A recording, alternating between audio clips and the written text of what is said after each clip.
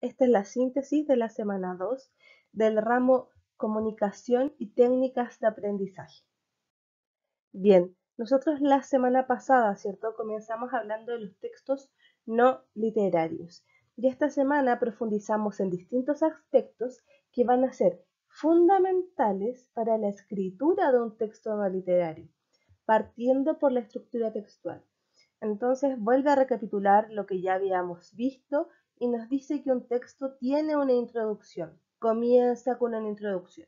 Lo que vaya en esta introducción va a depender del tipo de texto que vayamos a escribir, si es expositivo, si es argumentativo o bien si es instructivo. En el caso de un texto expositivo, por ejemplo, la introducción nos va a señalar cuál es el tema y de qué forma se va a abordar o qué cosas específicas sobre ese tema se van a decir. Luego tenemos el desarrollo, donde todas esas cosas sobre el tema que se va a hablar se desarrollan de forma profunda. Y por último, en la conclusión vamos a encontrar un cierre, una síntesis de todo aquello que se ha hablado en el texto. Otra parte importante de la escritura es el proceso que hacemos para poder llevarla a cabo. Esta comienza desde la planificación, es decir, poder plantearme objetivos para poder escribir. ¿Por qué estoy escribiendo? ¿A quién le estoy escribiendo? ¿Qué tengo que escribir? Son preguntas que me voy a hacer antes de comenzar a escribir un texto. Luego viene la organización o también borrador, donde escribo mis primeras ideas, donde voy armando y ordenando las ideas que he encontrado en mi investigación para poder darle forma al texto que estoy escribiendo. Luego viene la redacción, que es escribir ya una primera aproximación al texto como cercana a su versión final, en la que vamos a poder ir ordenando las ideas. ¿Para qué? Para revisar esto y poder afinar los detalles que sean necesarios en cuanto a estilo, según nos pidan. En este caso nosotros hablamos de la norma APA, entonces nos vamos a ajustar a los criterios que la norma APA dicta. Y por último, la edición o publicación del texto, momento en el cual todo este proceso finaliza, ¿cierto? Con un texto o producto final. Otro tema importante que trata el material de esta semana son las normas de citación. Y en particular se habla del sistema de citación APA, ¿bien? Que ya está y va en su séptima edición. ¿Qué conceptos se refieren sobre APA, cierto? Primero la cita, que como recordemos se vio en el texto, ¿cierto? La cita es esta indicación de dónde se ha obtenido la información y se hace referencia, ¿cierto?, al autor, al año y a la página de donde obtuve, ¿cierto?, la información que estoy citando. Y la referencia, ¿cierto?, que es esta forma de poder decir de dónde obtuve la información. ¿Bien? Que se agrupan en el apartado que se llama bibliografía o fuentes bibliográficas. Esta es una forma de citar para artículos de revistas científicas. Bien, si bien nos entregan varios manuales de cómo nosotros podemos citar en APA, yo les voy a dejar dos links donde usted puede obtener más información de cómo citar en APA y también un sitio que le ayuda a generar una cita APA.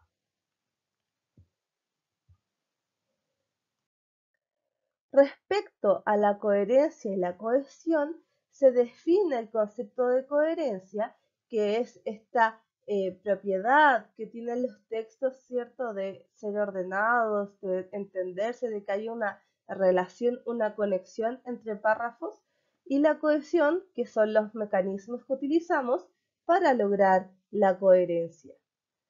Bien, entonces, si no hay cohesión, no hay coherencia y viceversa.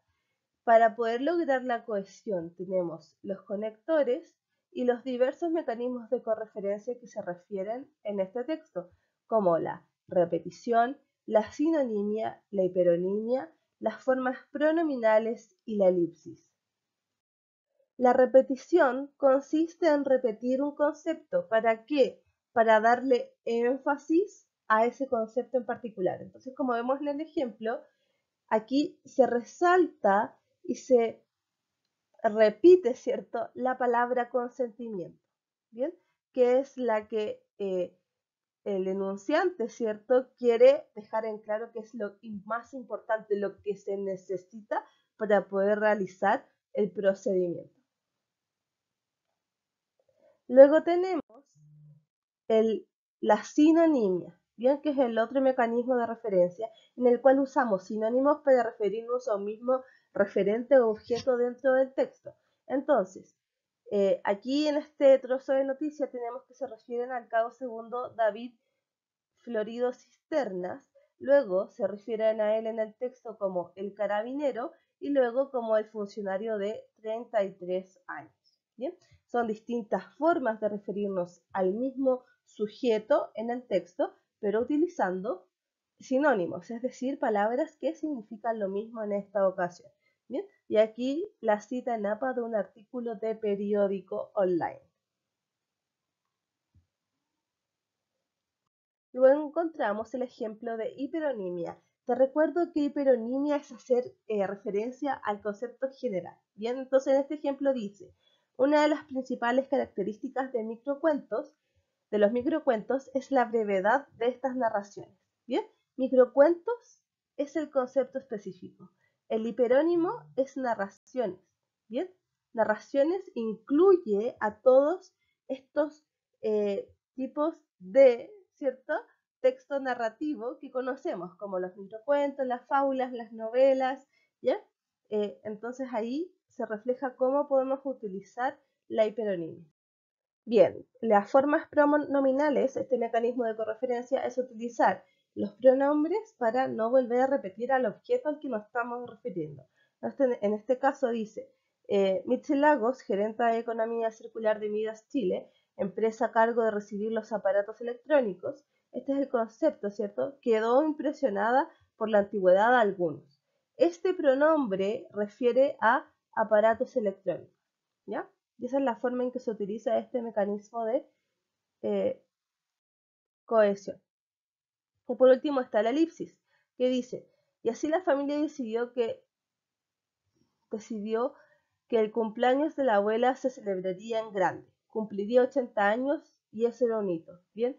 ¿Quién cumpliría 80 años? La abuela. Pero aquí se decide no repetir al sujeto y se elimina. Entonces comenzamos refiriéndonos al sujeto, pero sin tener que hacer referencia a él.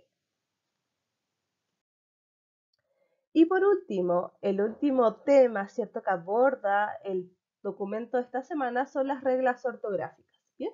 Las reglas ortográficas refieren al ámbito acentual, cuando nos referimos, ¿cierto?, a las reglas generales de acentuación, cuando hablamos de palabras agudas, graves, esdrújulas y sobreesdrújulas.